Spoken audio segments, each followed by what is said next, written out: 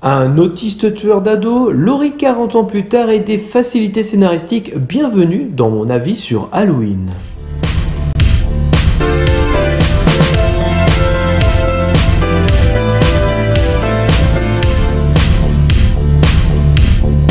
Avant de vous parler du film, revenons ensemble sur la saga Halloween, même si le film ne prend pas en compte les suites du long métrage de John Carpenter sorti en 1978.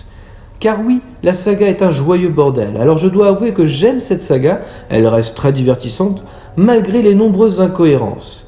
Le premier film sort en 1978 et réalisé donc par John Carpenter, avec Jamie Lee Curtis dans le rôle titre. Film qui démocratisera par la suite le genre slasher, un très bon film utilisant une mise en scène inventive pour l'époque, rien que l'introduction reste en mémoire avec cette vue à la première personne dans la peau du tueur jusqu'à la découverte de l'âge de la personne, c'est tout simplement fou.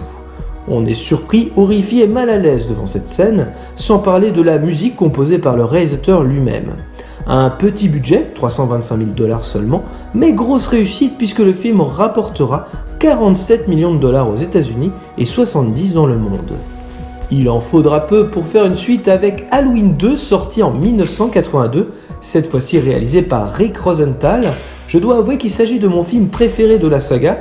Je trouve que cette suite justement ne manquait pas d'idées et en plus arrivait à nous surprendre. Le fait que Laurie soit la sœur de Michael Myers et que c'est pour ça qu'il fait que de la traquer, c'est vraiment une super idée.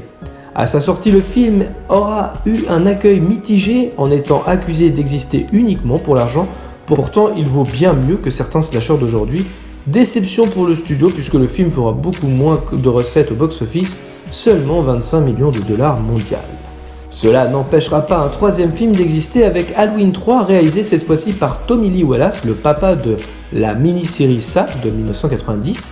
Excite Michael Myers, pensant avoir fait le tour du personnage, on se concentre cette fois-ci sur la fête d'Halloween.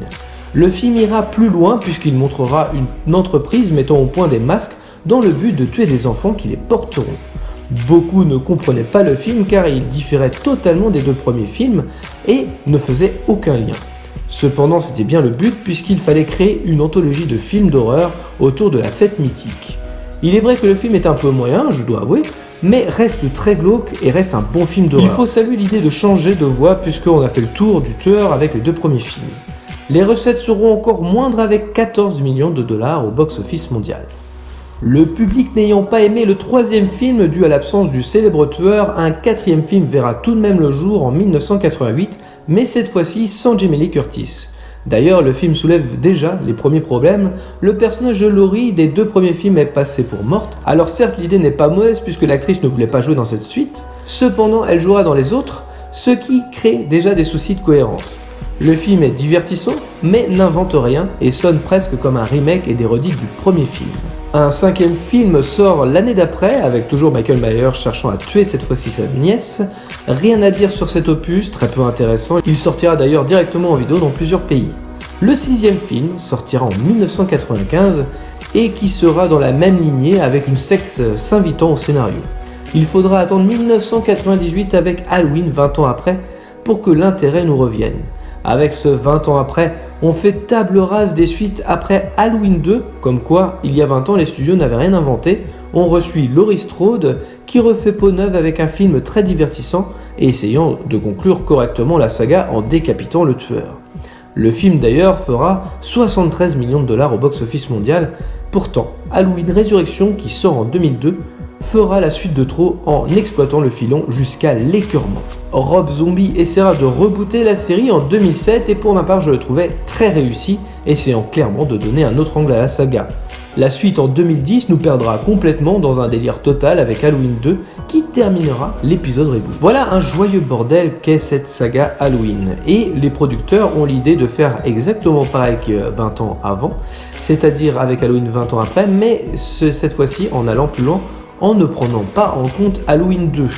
Donc là, plus simple, on ne reboot pas, mais on fait la suite directe du film de 1978. Le film ne s'appelle pas Halloween 40 ans après, faut pas déconner, mais simplement Halloween, d'accord, même titre que le premier, ok. Et cette fois-ci réalisé par David Gordon Green, réalisateur du très moyen Votre Majesté ou alors encore Délire Express. Bref, l'histoire c'est celle de Laurie Strode qui est de retour pour un affrontement final avec Michael Myers. Le personnage masqué qui la hante depuis qu'elle a échappé de justesse à sa folie meurtrière le soir d'Halloween 40 ans plus tôt. Je précise que dans cette vidéo il y aura des spoilers, vous êtes à présent prévenus. Alors dans cette timeline, Laurie n'est plus la sœur de Michael Myers mais une simple grand-mère qui a passé sa vie à se préparer au retour de Michael Myers. Rien de nouveau donc, et le film n'essaiera pas de réinventer le genre, mais plus à faire des hommages au film de 1978. Beaucoup de faiblesses scénaristiques dans cet opus, je ne peux pas passer à côté, même si je reste diverti par l'ensemble de la saga. Le début semble prometteur, des journalistes semblent importants et nous rappellent le contexte. Cependant, par la suite, on s'aperçoit qu'ils ne sont là que pour une facilité scénaristique, à savoir de récupérer le masque. D'ailleurs, à noter que Michael Myers les retrouve dans une station-service, on ne sait comment. Le ta-gueule, c'est magique, et la téléportation seront tout de même utilisés à foison, ce qui est fort dommage. Les journalistes ne sont pas les seuls personnages à être là juste pour la facilité du récit. Vous aurez également le docteur Sartain qui n'est là juste pour amener le tueur chez Laurie. Livraison à domicile, c'est pas beau ça? Là où on nous montre une Laurie vivant loin de la ville, ce que je trouvais intéressant, on nous amène le tueur sur place de façon la plus maladroite possible. Alors attention, si on fait abstraction des facilités scénaristiques, le film est tout de même divertissant. Il remplit le cahier des charges comme on dit. Il ne réinvente pas non plus le genre, à ceci près que certains rôles sont inversés et il y a une sorte de transmission de génération qui n'est pas dénuée d'intérêt. En effet, Laurie est cette fois-ci celle qui veut tuer et non plus la proie. Elle a préparé sa fille également au combat face au mal. C'est d'ailleurs souligné à la fin du film avec un plan inventif où la fille tire sur le tueur qui disparaît du cadre, laissant voir Laurie juste en face. Comme un effet miroir et cette rage transmise par sa propre mère. Un plan rappelant le premier film où Laurie passe à travers la fenêtre insiste donc sur l'effet inverse du premier film puisque c'est Michael qui était à la place dans celui de 1978. Jouant moins sur la comédie et les clichés, nous avons des femmes fortes à l'écran, c'est d'ailleurs l'idée même de base, et surfant sur l'hashtag MeToo, l'illustration même de cet effet, c'est la fille de Laurie, Karen, qui est avec une arme en pleurs comme une victime en attendant Michael Myers. Et face au tueur change totalement et devient le prédateur et non plus la proie. En résumé, ce film n'a pas un scénario qui fait honneur à celui de 1978, très difficile de réinventer le genre, certes, mais trop de facilité tout de même. Cependant, on note toujours le côté divertissant de la saga qui reste ancré dans l'histoire du cinéma. L'effet inverse des situations est bienvenu grâce au charisme de Jamie Lee Curtis. Notez d'ailleurs que même si l'idée est de faire table rase du passé dans Halloween 20 ans après pour donner un rôle à l'actrice sans perspective d'évolution intéressante, celui de 40 ans après offre la possibilité tout de même à l'actrice d'explorer une autre facette du personnage plus intéressante, même si le fait de supprimer l'idée que ce soit la sœur du tueur me dérange un peu, le personnage qui rappelle Sarah Connor est tout de même le mieux écrit du film. Y'a quelqu'un ?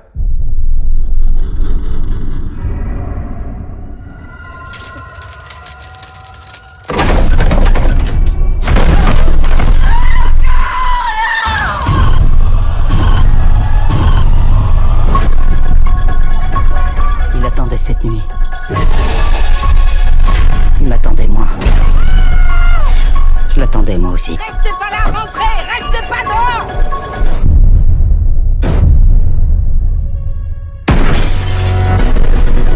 Vous croyez pas au croque-mitaine?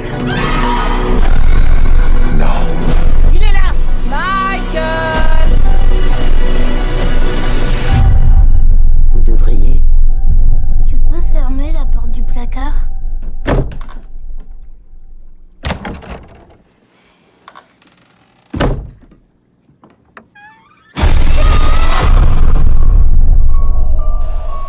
Merci à tous d'avoir regardé cette vidéo, j'espère que cela vous a plu. Je précise encore qu'il ne s'agit que d'un avis et non d'une pensée unique. Je vous invite donc à liker, commenter, vous abonner si ce n'est pas déjà fait. Nous sommes disponibles également sur le site internet movies365.fr, Facebook et Twitter, les liens sont dans la description.